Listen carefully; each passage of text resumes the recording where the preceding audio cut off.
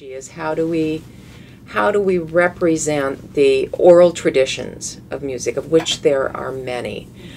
And there have been many debates in ethnomusicology about this. So the first idea was, okay, let's transcribe it all. Let's translate this into Western notation of various kinds. And so people would spend hours and hours and days and years rendering into musical notation other kinds of music.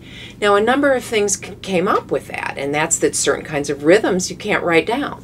Certain kinds of timbral events are not easily representable in musical notation. Some of the musical systems that we studied had different kinds of notations, things like tablatures, we call them, which show you where to put your fingers on an instrument, rather than trying to translate it into pitch and rhythm. Basically, Western notation shows you pitch and rhythm. There are all sorts of solfege systems. In Hindustani classical music, they have like a do, re, mi, fa, sol, la, ti, do, and it's sa, re, ga, ma, pa, da, ni, sa. And that is a kind of precise pitch, relative pitch representation that musicians study, but does it make sense to write that down in notation? Some people argued yes, some people argued no. There are also similar kinds of system where people have anamana poetic syllables to represent kinds of drum strokes. For example, you find this in African traditions, you find this in tabla music. So then there started to be an ideological preoccupation about, well, you should never use Western notation because it simply biases towards music in the West. Now, one thing that I encounter in terms of jazz or Afro-Cuban music is when you notate things in Western notation, it makes syncopated rhythms look a lot harder than they actually are for human beings to execute. Since we are talking about listening, I think our primary focus is about some form of experience.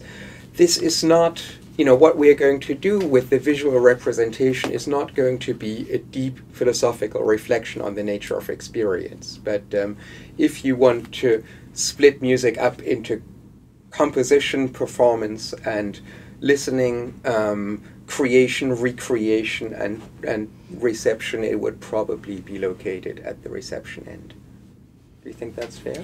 Well, right, and I would simply add, we're both interested in the sensory experience of listening and view it as a kind of knowledge that's not necessarily text-based, that has its own kind of logic. I would say in my own work, my primary area is jazz improvisation, that I'm looking at music that's composed in performance.